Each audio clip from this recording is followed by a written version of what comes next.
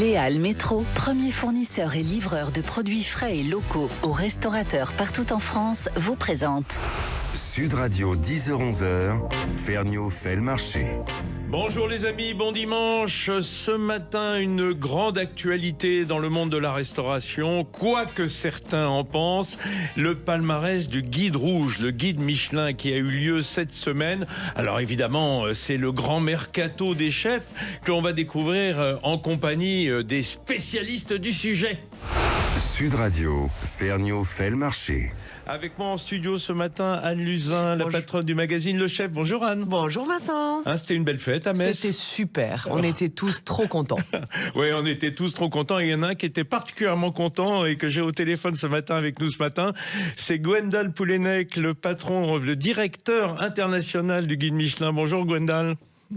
Bonjour Vincent, bonjour Anne, bonjour à tous. Bonjour. Alors je disais, le guide Michelin, pour ce qui est du palmarès, après avoir été longtemps parisien, a retrouvé ses premières vertus qui est le voyage sur notre beau territoire de France. Vous êtes un peu les saltimbanques du point de vue du palmarès et c'était en Moselle, à Metz, cette année.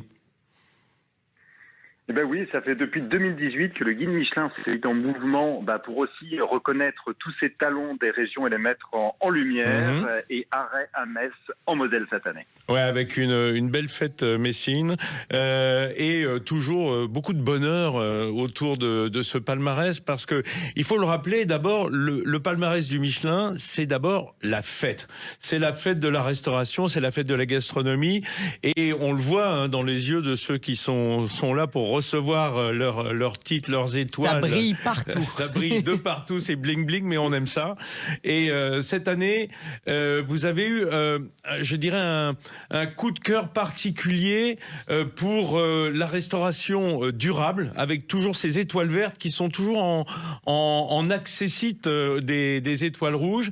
C'est important pour le Michelin de mettre en avant avec 100 restaurants maintenant qui ont l'étoile verte en France, c'est ça ?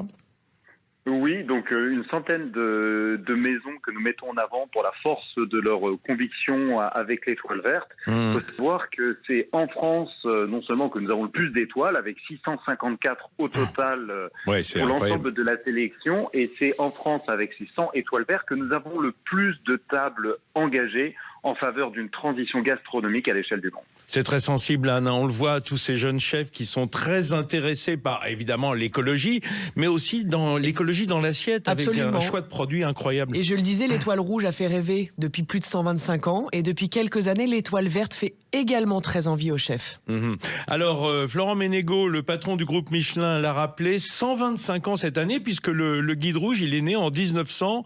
Il avait pour vertu d'indiquer les garages et les stations-service, pour que à l'époque, il fallait faire rapiécer les tacos, souvent sur la route. Donc, on perdait du temps, on prenait le temps de déjeuner pendant qu'on vous changeait les pneus Michelin, et puis on prenait le temps de dormir quand il y avait des pièces moteurs cassées. C'est toujours un guide touristique avant tout, c'est-à-dire qu'il doit vous emmener sur la route. Oui, alors le guide Michelin, et vous le rappelez très bien, est né comme un guide très pratique. Après, graduellement, il a évolué vers l'agrément, puisque voyager n'était plus un souci, mais était véritablement un plaisir. Et le guide Michelin a fait ça et en France et de par le monde, puisque nous sommes aujourd'hui présents dans une cinquantaine de destinations. Et faut-il le rappeler, 3 étoiles, la définition veut tout dire. 3 étoiles pour le voyage. Alors, vous avez raison de rappeler que la France a le plus grand nombre d'étoiles au monde, mais c'est pour dire qu'on a une antériorité aussi. Mais ça veut dire qu'à l'époque où tout le monde s'inquiète toujours de cette place de la gastronomie française sur l'échiquier du monde, sur l'échiquier mondial, on peut dire que de ce point de vue-là, pour le Michelin en tout cas, on est toujours premier. Alors oui, d'un point de vue statistique. Ce qu'il faut comprendre, c'est que la scène gastronomique mondiale est en pleine effervescence. Il y a de nouvelles cultures culinaires, il y a de nouveaux marchés qui se développent, et quelque part tant mieux. Et le guide Michelin est là pour reconnaître toutes les cultures culinaires du monde. Mais dans ce concert, écoutez, la note française continue à briller très haut. C'est la France qui a encore la plus belle sélection, qui brille aussi par sa diversité. Et on en est très fiers. On est fiers de nos chefs. Bah oui, ils sont fiers, eux aussi, et ils ont raison. Alors, Gwendal Poulenec, vous êtes un homme respecté et craint dans le métier, hein, que vous avez un peu le droit de vie et mort justement sur vos étoiles. Est-ce que vous le sentez dans le rapport que vous avez avec les chefs, ou est-ce que l'affection prime ? Écoutez, si on fait ce métier-là, c'est qu'on aime foncièrement la bonne cuisine et les gens qui la font. Et le guide Michelin est là pour promouvoir. Ce n'est qu'un discours positif. On met en avant les tables qu'on aime pour les recommander au public. Et quand quelque chose nous plaît moins, on se tait. Ouais, alors les Français, ils aiment pas les perdants, ils aiment pas que ça redescende, ils aiment que monter l'escalier. Donc il est vrai que la semaine d'avant, il y a 10 jours, on a été tous frappés par le fait que vous retiriez la 3e étoile à Georges Blanc. Il faut savoir que ce sont des décisions qui sont extrêmement motivées. C'est pas vous qui décidez, vous Gwendal. C'est collégial. C'est-à-dire que c'est une décision qui est pas prise à la légère, j'imagine. Loin s'en faut, et surtout pour des institutions comme celle-là, vous doutez que les inspecteurs et les inspectrices reviennent de multiples fois dans l'année et toutes les décisions sont des décisions collégiales. Mon rôle consiste à assurer l'équité, assurer que tout soit fait pour révéler la qualité des établissements. Et vous savez, une étoile de plus, de moins, c'est le reflet de la qualité de la table à un moment donné. Nos palmarès, nos recommandations sont annuelles parce que la cuisine est une matière vivante et que nous voulons guider au mieux les amateurs de bonne table. Vous voulez dire que les consommateurs et les gastronomes, qu'ils soient professionnels ou amateurs, confondent trop souvent les 3 étoiles avec un bâton de maréchal. C'est-à-dire que ce n'est pas un titre que c'est pas une médaille qu'on garde toute sa vie. Complètement, il faut être pertinent, il faut être à jour. Et puis nous avons eu un exemple magnifique cette année. Christopher Coutenceau a bien montré à tous qu'il était possible de revenir au meilleur niveau. Voilà, c'est ce qu'on va découvrir, Anne, dans l'émission. Avec lui. Vous venez de le dire, il y a eu 2 restaurants qui ont eu la note suprême, parce que 3 étoiles, il faut les voir. C'est le Graal, c'est le Graal. Ils arborent évidemment ça avec bonheur. Donc 2 restaurants, Christopher Coutenceau à La Rochelle, qui a fait une remontada, comme on dit, dans le métier, enfin pas dans ce métier-là d'ailleurs, pour retrouver ces 3 étoiles, et on l'aura tout à l'heure en ligne. Et puis un autre triple étoilé du littoral et qui va faire le bonheur de la Bretagne, qui manquait terriblement de ces 3 étoiles depuis longtemps. Pouvez-nous le dire, Gwendal ? Écoutez, c'est Hugo Rollinger au restaurant Le Coquillage, qui est une table avec une signature culinaire très personnelle, très sensible, et des produits d'exception et des convictions très fortes également. Alors moi j'y vois 2 tendances. En 2 minutes vous allez pouvoir le commenter, cher Gwendal Poulenec. C'est d'abord 2 fils de grands chefs. Absolument. Parce que la famille Coutenceau, c'est comme la famille Rollinger. Il y a La Rochelle et Saint-Méloire. Oui, à côté de Cancale. Donc ça c'est important pour le Michelin aussi, ce côté patrimonial, c'est-à-dire les valeurs qui se transmettent de père en fils. Et c'est pas les seuls. Alors écoutez, évidemment pour le guide Michelin, la transition fait partie des valeurs de ces métiers, mais là nous avons 2 cas très différents, parce que il faut pas oublier que Hugo Rollinger finalement avait pas choisi de faire de la cuisine, donc c'est quelqu'un qui en a fait le choix a posteriori en toute liberté, et sa cuisine n'est pas non plus celle de son père, donc c'est vraiment sa table, son œuvre qui est aujourd'hui récompensée par 3 étoiles. Et si je peux me permettre, au-delà, vous voyez, des 3 étoiles, des tables les plus connues, moi, il y a quelque chose qui m'a vraiment marqué dans la sélection cette année. C'est tous ces jeunes couples qui ont pris le risque entrepreneurial. Parce que vous savez, jamais auparavant dans notre sélection, et ce malgré le contexte, nous n'avons eu autant d'ouverture de restaurants de qualité portés par des jeunes chefs, par des jeunes couples qui ont pris ce risque, qui sont allés souvent en province faire des projets authentiques qui leur ressemblent. Bravo à eux. Vous savez que sur les 2 et 1 étoile, on a pratiquement 30 maisons qui sont des toutes jeunes maisons. Je veux parler de maisons ouvertes dans l'année et qui réussissent à l'étoile. Bravo. Et je vais même aller plus loin que vous, Gwendal. Ces couples, moi aussi, ça m'a marqué. Ce sont des couples souvent de chefs. C'est-à-dire que traditionnellement, on avait souvent le chef en cuisine et la directrice de salle, ou en tout cas l'hôtesse qui faisait l'accueil de la maison. Et aujourd'hui, on trouve beaucoup de couples de deux chefs, chefs et chefs, ou même des couples chefs et chefs, qui se retrouvent en cuisine, côte à côte. Eh bien oui, écoutez, on a des très bons exemples. Alors, on peut aller à Marseille, Belle de Mars par exemple. On Bélulle, à Lyon, Tabatel Ludovic May. Que peut-on citer l'auberge de Saint-Rémy, 2 étoiles, Fanny Ray et Jonathan Wade. Et c'est lui qui fait la pâtisserie. Donc on a effectivement beaucoup de très très beaux exemples. On voit que finalement, la cuisine, ça peut être un projet, ça peut être un projet de vie, ça peut être un projet d'association, de partenaire ou un projet de couple. En tout cas, ce sont de vrais projets de vie. Et j'ai envie de dire, juste avant de vous laisser vaquer, parce que vous êtes très occupé, Gwendal, depuis une semaine, j'ai l'impression que le Michelin a donné le petit bonus à la restauration indépendante. Hein. Pas uniquement ces hôtels qui ont des restaurants 3 étoiles qui sont extrêmement tenus par des groupes hôteliers. Là, on a quand même des indépendants et des vaillants.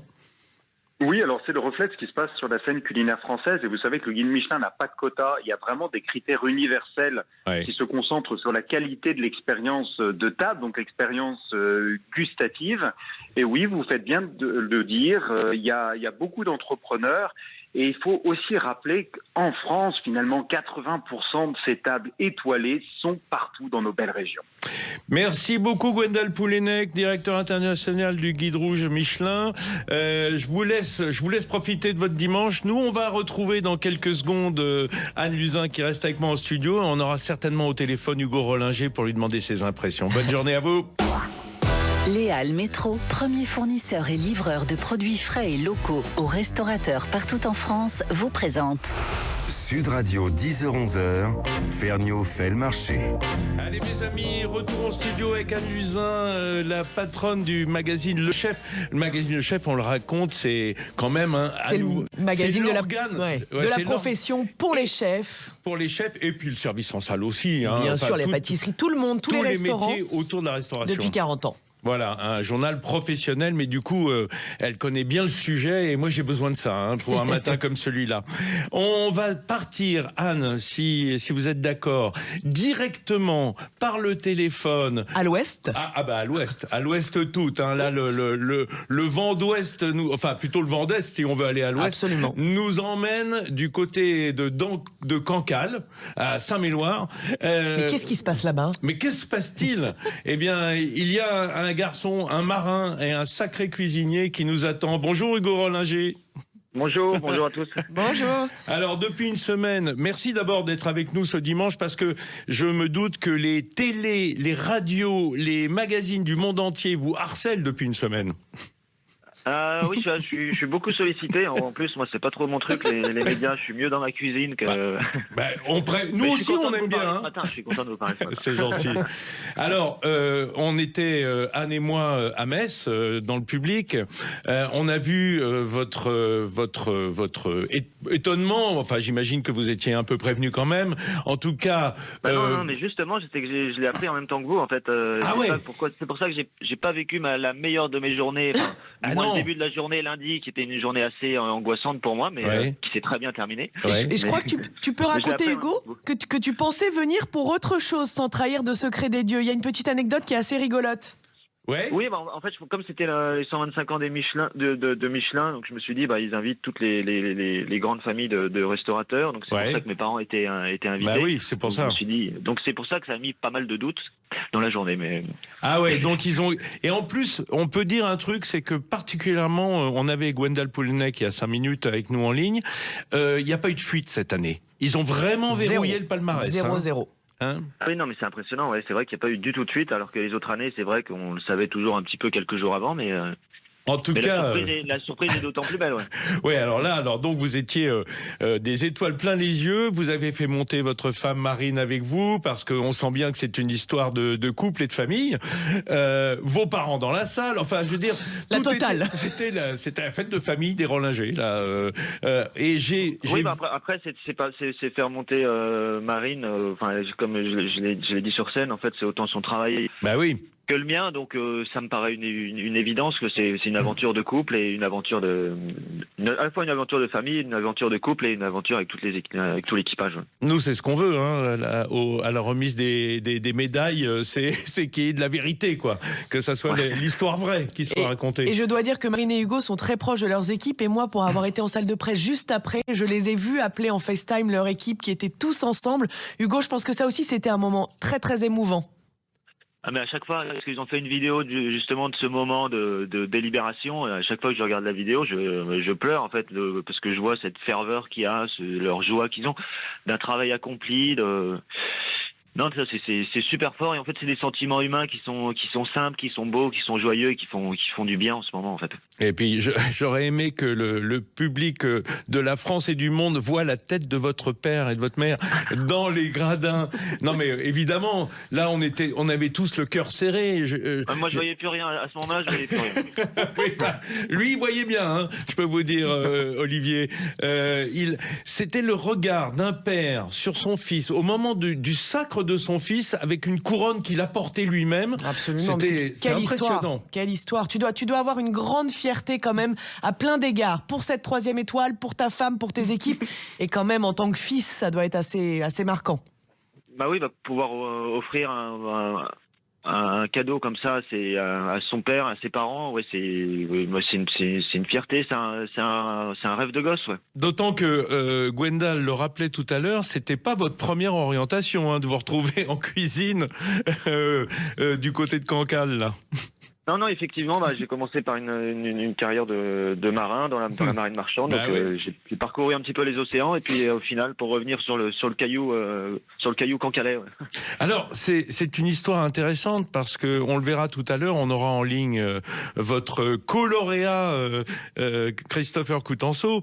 D'abord, ce sont des histoires extrêmement maritimes. Lui est un fou de pêche, et donc de toute façon, c'est difficile d'être au bord du littoral à l'ouest, l'un en Bretagne, l'autre en Charente maritime, pour pas être un passionné de la mer et de tout ce qui se trouve dessus et dessous. Oui, c'est sûr, et en plus je pense que comme je suis très content d'être à côté de Christopher, un autre cuisinier de la mer, d'autant plus que c'est l'année de l'océan, donc si on peut sensibiliser les gens justement à un éveil, justement à la protection de ce milieu. Et c'est ce qu'on fait tous les deux dans nos cuisines, c'est-à-dire qu'on fait une cuisine qui est une ode à la nature, une ode au vivant, et une ode à un vivre ici, en fait. En l'occurrence, moi, c'est Cancale, lui, c'est La Rochelle, et c'est en exprimant ça à travers une cuisine qu'on essaye en éveillant les sens et comment dire, un éveil à la beauté de ce territoire-là. Ah oui.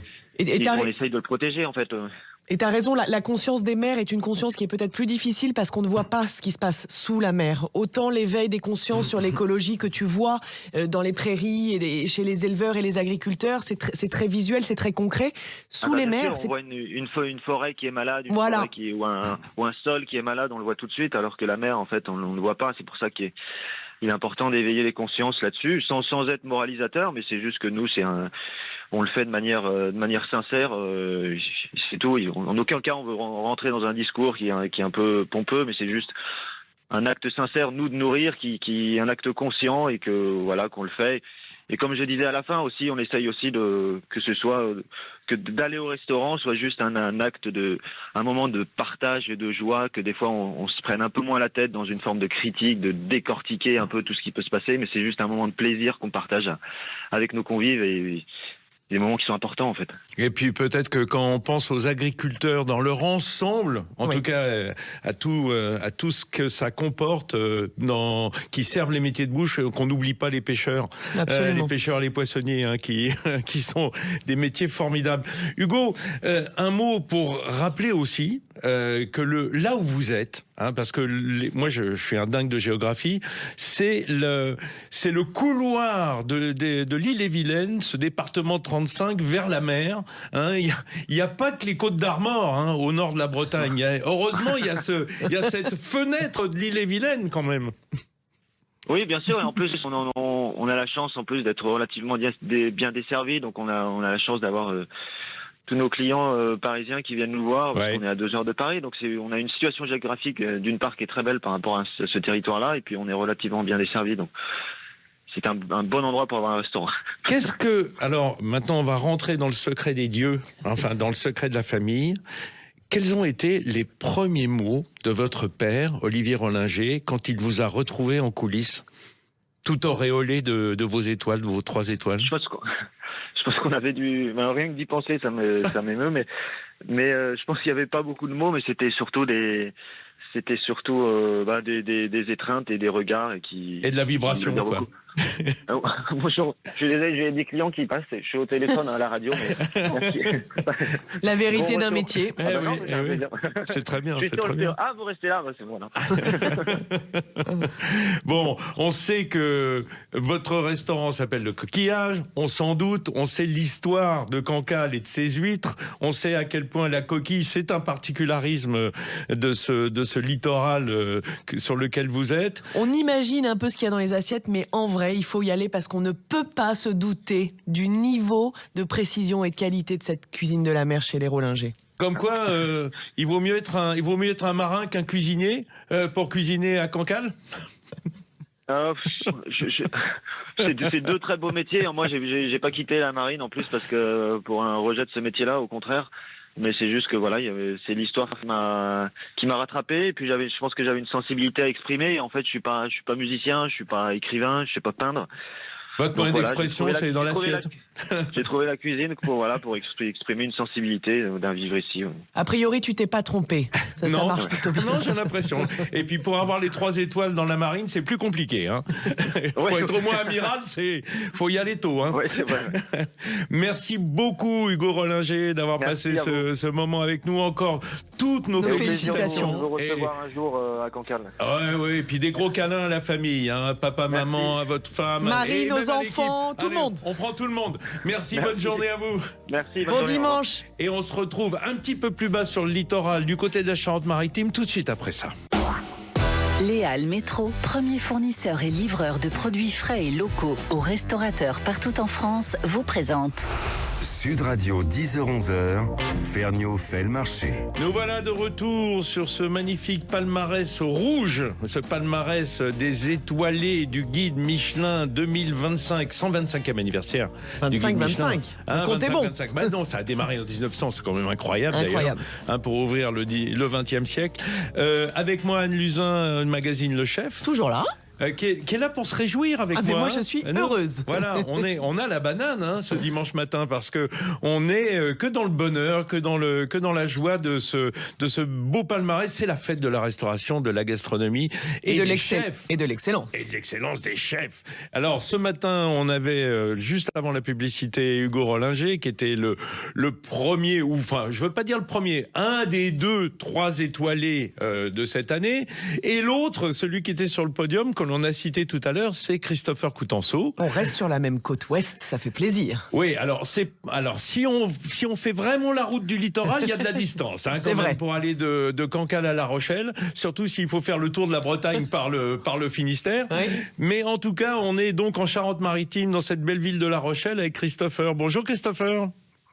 Bonjour Vincent, bonjour Anne. Coucou. Alors Christopher, c'est une histoire absolument incroyable. On disait tout à l'heure avec Gwendal Poulenec en début des émissions, c'est quand même 2 chefs issus de dynasties, c'est-à-dire des fils de chefs qui ont porté le nom de la famille avant de porter le prénom. Et Christopher, donc, c'est son cas. Et puis il a une aventure incroyable pour ceux qui ne suivent pas forcément les aventures du Michelin. Il a perdu sa 3e étoile il y a combien ? 4 ans, c'est ça ? 2 ans. Oh, ça a été vite alors. Tant mieux. Et Gwendal Poulenec raconte qu'à cette occasion, vous lui avez dit les yeux dans les yeux, je reviendrai. Je vais les reprendre, ces 3 étoiles. C'est vrai ? Bah oui, complètement. C'est vrai qu'avec Nicolas, qui est le directeur de salle et associé au restaurant, on avait été quand même perturbés. Il y a de quoi, oui. Il y a de quoi, oui. Cette décision. Et puis, après, moi, j'ai toujours eu l'esprit compétiteur. Et puis, je me suis jamais caché que dans ma carrière, je souhaitais 3 étoiles. Et je pense que voilà, le restaurant est à ce niveau-là aujourd'hui. Et c'était important pour nous, pour nos équipes, parce qu'encore une fois, on travaille pas tout seul. On est 35 personnes à travailler sur le restaurant. Et c'est grâce à toutes ces paires de mains qu'on arrive à faire un très joli travail. Et puis après, oui, c'était aussi... moi, j'ai toujours été souhait, comme je dis, ce côté compétiteur. Je veux faire partie des meilleurs artisans et je veux que notre maison continue à rayonner. Il y avait 2 étoiles depuis 86 et voilà, c'est important de remonter sur le podium et au haut niveau et en top 14. Alors les espions, justement, les espions rochelais raconteraient que vous avez été coaché par Grégory Aldrit, votre copain pêcheur. Oui, non, mais c'est vrai que... il vous a remonté le moral, sûrement. Oui, non, mais complètement, mais c'est vrai qu'on se parle beaucoup parce que c'est similaire, vous savez. Bien sûr. C'est un joueur qui est en équipe de France, il y a des victoires, il y a des défaites, comme on peut dire la dernière Coupe du Monde, quart de finale en France, c'est pas ce qu'ils espéraient. Mais et je trouve ça intéressant, voilà, d'échanger ensemble et... de voir un peu comme un sportif de haut niveau est coaché pour rebondir, pour garder le moral, pour toujours aller de l'avant. Et oui, ça paye. C'est un beau parallèle avec le sport, mais il faut quand même dire que dans la cuisine, ça n'était jamais arrivé. Et c'est vrai que tu as fait preuve de persévérance. En 2 ans, c'est dingue. C'est dingue de récupérer cette 3e étoile. Je trouve que ça donne un message très fort sur la ténacité, sur le travail, sur la rigueur que tu as menée dans ta maison. Probablement blessé par cette perte de 3e étoile, qui est quelque chose de très difficile. De réarriver 2 ans après au meilleur de votre maison, c'est incroyable. Et peut-être même mieux. Peut-être même mieux qu'il y a 2 ans, ou il y a 3 ans. D'ailleurs, ce n'est pas l'œuvre d'un seul homme, puisque vous l'avez cité, nous avons avec nous au téléphone Nicolas Brossard. Bonjour Nicolas. Bonjour Anne. Bonjour. Nous, on a été très heureux de voir que Christopher vous partagez ce bonheur avec vous sur scène au moment de la remise de ces 3 étoiles.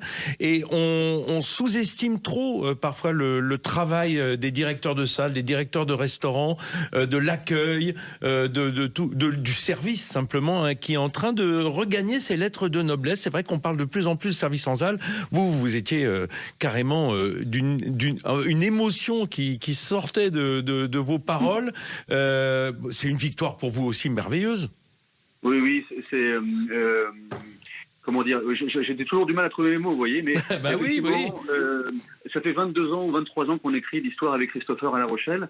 Moi, ma carrière a débuté il y a 34 ans, déjà dans des grandes maisons triplement étoilées à Paris, à Monaco. Et c'est vrai que, évidemment, c'était un rêve pour nous. C'est une histoire de famille, une histoire d'amis. En plus, on a grandi d'une jolie petite maison faite par ses parents. On en a fait avec une brasserie, avec un hôtel. On en a fait tout un monde. Et on est tellement fiers de ça. C'est ça avant tout. C'est 100 personnes qu'on porte aujourd'hui. C'est 100 talents. Et d'être devenu une destination, de vouloir dans l'excellence tous les jours. Je vous assure que c'est un mental particulier. Oui, ça je veux bien le croire. Ça se fait pas en dilettante, si c'est ce que vous voulez dire, Nicolas. Exactement. Christophe, d'où l'émotion, parce qu'on sait les sacrifices que ça représente, on sait le mal et tout ça. Alors on prend tellement de plaisir. Moi je dis toujours, c'est dur certains soirs, mais on prend tellement de plaisir avec nos clients. Mais voilà, faut quand même le vouloir. Faut aller le chercher. Christopher, tout à l'heure, Hugo Rollinger me disait qu'il n'a pas été prévenu. En fait, qu'il avait 3 étoiles. Est-ce que pour vous, ça a été la même chose? Est-ce que ça a été la surprise à Metz la semaine dernière, enfin au début de semaine? Oui, complètement. Vous veniez pas pour ça, vous? Vous veniez parce qu'on vous a dit venez, quoi? Oui, on nous a dit de venir parce que c'est vrai que avec la décision de 2023, on était un petit peu sur le retrait. Puis c'est délicat aussi de s'asseoir au milieu parce que c'est des discussions toujours dans le même sens et prendre un peu de recul aussi, vous savez. Mais non, et je trouve par rapport même aux autres années, les fuites comme les rumeurs étaient quand même... C'est ce qu'on a dit, tout a été verrouillé là. Carrément, ils ont géré. C'est plutôt bien parce que ça crée de l'émotion aussi. Et si on le savait une semaine, 15 jours avant, bien sûr qu'on serait heureux. Hein, c'est pas oui, mais bon, là, du coup, la joie est explosive. Et le partage de cette joie avec les gens qui sont là et avec tout ce qui nous entoure est décuplé. Parce qu'on y croit, on a envie d'y croire, mais on ne le sait pas vraiment. Ouais. C'est ça. Bon, le premier surpris, quoi. Le premier surpris, c'est le chef. Alors, un mot, Christopher, parce que ça m'intéresse de rentrer un petit peu dans les coulisses de la cuisine. Est-ce que, pour reconquérir ces 3 étoiles, vous avez changé quelque chose dans votre cuisine? Je ne parle pas de tout le show, tout le décorum, tout ce que Nicolas est capable de mettre en scène, mais dans la cuisine, dans vos je sais pas, vos choix de produits, vos choix d'orientation culinaire. Non, pas du tout. On n'a rien changé parce que tu sais, Vincent, je pense que rendu à 46 ans, tu as ta cuisine. C'est vrai que notre maison est une vraie cuisine, une cuisine d'auteur. Voilà, c'est de la création, c'est une culture, c'est un récit d'enfant, un récit de patrimoine. Et on a notre signature. Et rien n'a changé. Peut-être serrer les boulons un peu plus ? Peut-être être... Non, même pas. Du tout. Je pense que je me suis même un petit peu détaché, en fait. Mais c'est peut-être là la clé. C'est peut-être là la clé. La décontraction. Honnêtement, je me suis accordé quelques soirées, tranquille à la maison, faire confiance aux gars, moins de pression, un peu détaché, et sûrement peut-être un peu plus de plaisir, moins de pensée... je sais pas. Mais alors, Christopher, est-ce que ça voudrait dire que parfois la technique doit céder au talent? C'est-à-dire que lorsqu'on est moins attentif, lorsqu'on est moins stressé, le talent s'exprime mieux? Je pense qu'on s'enlève des barrières aussi. On se permet peut-être des choses un peu plus... Prends des risques folles. Même. Oui, des risques, oui. Et puis on s'écoute soi. Parce que, comme je dis, une vraie cuisine, c'est une cuisine d'auteur. Donc c'est un récit personnel. C'est une ouverture de soi-même. Mais ça, c'est un message important. Hein. Je le souligne parce que ça veut dire au chef, arrêtez de penser à ce que le public et le Michelin veut manger. Faites votre cuisine. C'est-à-dire faites la cuisine qui vous plaît à vous. Regarde Vincent, c'est là que c'est intéressant de parler avec des gars comme Aldrit, comme Bourgari... tout ça, c'est que... Des rugbymen, je le dis pour ceux qui ne savent pas, mais on est sur Sud Radio, normalement ils savent. Pas. Oui, voilà. Écoute, à haut niveau, si on te met la pression dans le vestiaire avant le match, ou quand ton coach te dit « Non, joue comme tu sais jouer ». Oui, c'est ça. Il prendra plus de plaisir sur le terrain, il sera meilleur. Prends du plaisir. Moi, j'entends souvent ça, effectivement, dans les vestiaires. Prenez du plaisir. Oui, non mais voilà, c'est ça. Et puis, pas se mettre une pression, ne pas faire subir une pression aussi à tes cuisiniers, à ton service. Et puis, voilà, mettre en avant les talents comme c'est Nicolas qu'on peut avoir. Alors Nicolas Brossard, si je comprends bien, la pression elle a recommencé depuis lundi dernier, quoi. Non, on va pas retomber dans le piège. Non, on va essayer de garder cette super ambiance qu'il y a là. Ouais, l'énergie. Tellement de choses positives. Moi, j'ai des retours de clients là depuis la semaine dernière, incroyables. Moi, c'est vrai que en plus, dans les moments durs, je suis face aux clients et je dois rassurer. Et parfois, moralement, c'est difficile, mais dans ces moments-là de joie et de liesse, je prends aussi, je suis en première ligne pour prendre du bonheur. Et même dans la rue, là, je me prenais dans la rue ce matin à La Rochelle et les gens m'arrêtent pour me saluer, me remercier, me féliciter. Ah, c'est formidable. C'est magique, c'est magique. Voilà, maintenant on saura que les équipes qui gagnent, il n'y a pas que le rugby à La Rochelle. Donc beaucoup de relâchement et un tout petit peu de pression. Voilà, c'est ça, quand même. Oui, le minimum. Merci beaucoup, messieurs. Christopher Coutenceau, Nicolas Brossard, restaurant Coutenceau à La Rochelle, un de ces 2 nouveaux 3 étoiles. Un retour vers le futur. Bravo.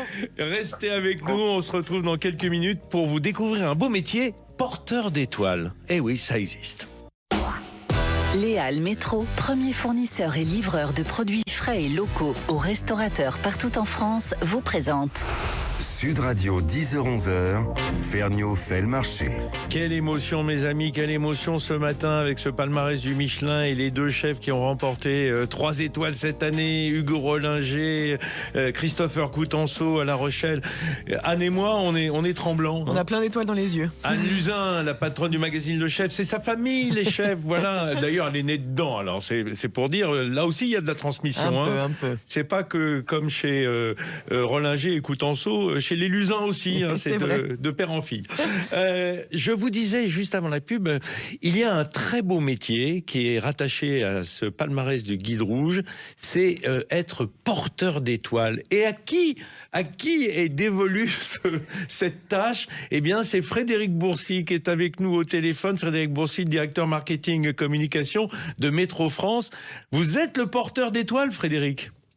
Absolument, on a cette chance d'être porteur d'étoiles depuis pas mal d'années déjà maintenant. Oui, alors porteur d'étoiles, je vais décrypter. Vous avez la charge, enfin vous pas tout seul, parce que comme il y a plus de 500 restaurants étoilés, vous avez la charge de porter les plaques aux nouveaux étoilés. Aux nouveaux étoilés, oui. Hein, et ça fait déjà pas mal de monde.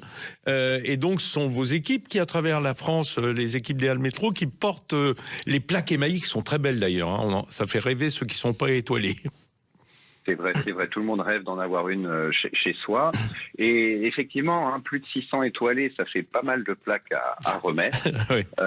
Et donc, pour être plus efficace, mais aussi pour plus de convivialité, on organise des événements en région. Et maintenant, on a une vingtaine d'événements qui sont organisés partout en France pour finalement réunir les chefs qui ont reçu le prix d'une belle étoile. Et les réunir ensemble, justement, pour partager ce moment. Alors, vous êtes un peu obligé de régionaliser, d'abord parce que c'est votre ADN. Hein. Quand on a une centaine de points de vente à travers tout le territoire, on se doute bien que ce maillage, c'est très important pour vous. Absolument. Un Métro, c'est un acteur local avant tout, et c'est ce rôle-là qu'on joue au quotidien pour tous nos restaurateurs. Hein. Nous sommes les halles des produits frais où ils viennent chercher leurs produits tous les jours ou plusieurs fois par semaine, et ça c'est vrai que c'est un rôle qu'on prend très à cœur. Anne Luzin, on a parlé, on a échangé au téléphone avec les 2-3 étoiles, mais il y a aussi un très beau palmarès de 2 étoiles. Alors 2 étoiles, c'est une note fantastique, hein. Oui. Parce que on va dire grosso modo, il y a 501 étoiles en France. Oui. Des 2 étoiles, c'est déjà. C'est plus resserré. On est autour de 80. J'ai pas le chiffre exact. En tout cas, cette année, une sélection généreuse. Il y en a 9. Il y en a 9 nouveaux. Absolument, c'est beaucoup. Qui sont passés de 1 à 2. À 2, exactement. Vous voulez que je vous les cite? Ah bah j'aimerais bien, oui. Alors qu'on voyage un peu. Voilà, on va se balader un petit peu. Alors on est à Paris ce dimanche, on va commencer à Paris. Il y a 2 nouvelles maisons doublement étoilées à Paris. Oui.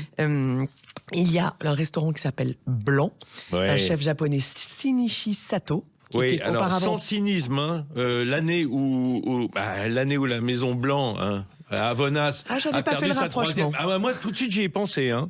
Et une autre... Georges Blanc père et Blanc à Paris prend, oui. Oui, je n'y ai pas pensé, bravo. Il y a une maître sushi femme qui s'appelle Yoshinaga Tonuyuki, qui est aussi à Paris dans le 2e, qui prend une 2e étoile. La force des Japonais. Hein. Il faut encore citer Kei Kobayashi, qui a un restaurant 3 étoiles à Paris. Hein. Ils sont forts, absolument. On part du côté de Bordeaux, où là, pour une grande ville également, 2 nouveaux étoilés. Philippe Etchebest, qu'on connaît bien. Un peu, oui. Voilà, exactement. Oui, mais c'est chouette. Hein. Maison nouvelle. C'est chouette parce qu'on se dit, oui, il est juste médiatique, il fait juste le show. Il est cuisinier. Non, il est cuisinier, on l'oublie pas, et voilà, sa femme est à la manœuvre. Et à Bordeaux, il y a aussi Bertrand Neureuil, disciple d'Arnaud Donquel, qui a ouvert l'Observatoire du Gabriel. Ouais, ça aussi, très rapidement 2 étoiles. Et on part ensuite dans le sud. Il y a Monaco, un petit peu à part. Encore un japonais, l'Abysse, Yannick Aleno, et son chef sushi avec lui qui vient de Paris. Et on a 3 maisons dans le sud, Fanny Ray et Jonathan Wade, l'auberge de Saint-Rémy en Provence. Un des couples dont on parlait tout à l'heure, des couples en cuisine, effectivement, dont on parlait avec Gwendal Poulenec au début de l'émission. On a Guillaume Roger à Cibourg.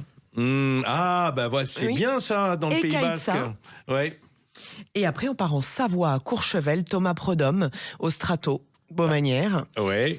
Et je crois qu'il ne m'en manque un. On repart au nord, chez Roseau, Camille et Diego, à Marc-en-Barreuil. Dans Schneur. Exactement. Je crois qu'on a fait le tour des 9. C'est bien parce que ce sont souvent des restaurants fantastiques sur le plan de la qualité. Frédéric Bourcy, vous, plus il y a d'étoiles et plus vous êtes heureux, hein, et forcément, hein, parce que c'est la fête de la cuisine. Bah absolument, absolument. Ça fait plaisir de voir cette cuisine vivante et on l'a vu cette année avec ce palmarès incroyable d'autant de nouveaux 1 étoile, mais aussi 2 étoiles. C'est vrai que c'est quelque chose de très positif pour la profession. Et nous, d'ailleurs, cette année, on a déjà 2 endroits qui sont retenus, dont 2 étoiles, justement, du restaurant Le Cerisier, avec le chef Mathieu Boutroy, où il y aura l'une des remises de plats qui sera organisée, et une autre, bien évidemment, chez notre cher Gilles Goujon, à l'Auberge du Vieux-Puy. À Fonjoncouze. Dont on rappelle qu'il a 3 étoiles bien accrochées dans l'Aude, à Fonjoncouze. Vous parliez, Frédéric, du palmarès. Il y a effectivement cette année 57 nouveaux 1 étoile. Oui, ça aussi, c'est beaucoup. Hein. Ils ont été généreux cette année, le Michelin. Ils ont été généreux, et avec les 2 étoiles, ça fait quand même 66 établissements, dont la moitié, quasiment, sont ouverts très récemment, peut-être moins d'1 an. C'est ce que Gwendal soulignait aussi dans cette sélection. C'est le dynamisme, la prise de risque, l'entrepreneuriat, qui dans un moment où économiquement c'est pas forcément facile, ça souligne quand même, Frédéric, je pense que tu es d'accord avec moi, sur cette dynamique de cette profession qui y va. Hein. Ouais, c'est plus de 50 1 étoile. Frédéric, je voudrais dire un mot à propos de vos équipes qui sont, je dirais, au contact de ces chefs étoilés, notamment, hein, pas que, bien sûr, mais aussi. Ça doit être très important pour eux parce que vous avez toujours à cœur qu'il y ait une expertise qui soit apportée, non pas uniquement par les chefs qui posent des questions, mais par les gens en rayon qui donnent des réponses et qui soient au contact du produit. Et le fait de traiter avec tous ces chefs étoilés les oblige à une certaine excellence. Absolument, absolument. Et c'est ce partage au quotidien entre nos équipes et les chefs qui fait aussi l'intérêt, je pense, du métier, de leur métier. C'est une grande fierté d'ailleurs quand des clients décrochent des étoiles ou des récompenses parce que ils ont le sentiment, et c'est une réalité, qu'ils y sont aussi un peu pour quelque chose. Donc voilà, c'est quelque chose qui porte toute la profession, pas que la restauration elle-même, mais aussi finalement l'amont et l'aval qui ensemble cherchent la perfection. Ce métier qui est d'être au contact du produit et au contact des chefs, c'est aussi très teinté de locavorisme, de régionalisme, parce qu'évidemment, dans 100 endroits en France, on n'a pas du tout la même ambiance et la même offre non plus d'ailleurs, puisqu'elle est très locale. Tout à fait. Elle est très locale et on se doit de mettre en avant tous les producteurs locaux. On a plus de 1300 producteurs locaux avec lesquels on travaille au quotidien et qui mettent à disposition, bien sûr, leurs produits dans Noailles. D'ailleurs, ils aiment travailler en direct avec nous parce que ça leur permet effectivement d'avoir un lieu où ils livrent directement leur production et puis après de pouvoir retourner dans leur maison de production, voilà, pardon. Et ça, c'est vrai que c'est un avantage pour eux parce que les restaurateurs viennent chez nous, trouvent leurs produits locaux et ne vont pas directement chez tous les différents producteurs locaux du coin. Et les chefs en parlent souvent de cette histoire d'équipe, finalement, et l'équipe, c'est dans les maisons, mais c'est aussi avec les gens avec lesquels on travaille, le sourcing, les fournisseurs, le sourcing est hyper important, donc les producteurs et ceux qui mettent en valeur les producteurs comme Métro, c'est aussi quelque chose d'important. L'équipe est très globale dans une quête d'excellence de gastronomie. C'est au-delà des maisons. Dès qu'on monte dans les étoiles, ce qui est dans l'assiette et l'origine des produits est très scruté. D'ailleurs, on parlait en début d'émission des étoiles vertes. Encore plus pour des restaurants qui ont l'étoile verte. Là, on parle vraiment presque d'un œil microscopique sur le sourcing, sur l'origine des produits qui sont proposés dans les assiettes. Et on sait que les clients, ils sont de plus en plus attentifs. Certains chefs nous disent qu'aujourd'hui, les clients viennent pour l'étoile verte. Donc, l'importance de ce sourcing. Ah oui. Et il y en a. Ils savent manger quand même ou ils s'intéressent juste au côté durable de la cuisine? J'ose espérer qu'il y a les deux. Voilà. Merci beaucoup Frédéric Bourcy d'avoir été avec nous ce matin. pour fêter voilà ce nouveau palmarès du Michelin. Merci Anne Luzin de m'avoir accompagné. Il est l'heure de déjeuner, non? Ça Dimanche, fait carrément fin. Ça fait carrément fin. Voilà les amis, l'émission se termine sur la fin et surtout sur un beau ciel étoilé, mais des étoiles rouges et vertes que vous découvrirez évidemment sur les routes de vos vacances ou dans vos déplacements professionnels pour les plus passionnés et ceux qui ont les moyens de découvrir tous ces beaux restaurants, et puis pour vos grands événements familiaux aussi, parce que ça reste quand même les restaurants étoilés là où on va faire les mariages, les fêtes, meilleurs souvenirs. Les meilleurs souvenirs. Direction les infos de 11h, puis comme chaque dimanche, ce sera au tour d'Alexandre Devecchio de cuisiner ses invités en toute vérité. Bon dimanche à tous. À table, dans pas très longtemps, comme le disait Anne Luzin. Et si vous avez raté cette émission, c'est pas grave, vous la retrouvez en podcast, c'est sur YouTube. Eh oui, c'est utile quand même parfois. Bon dimanche. Léal Métro, premier fournisseur et livreur de produits frais et locaux aux restaurateurs partout en France, vous a présenté Sud Radio, Ferniaud fait le marché.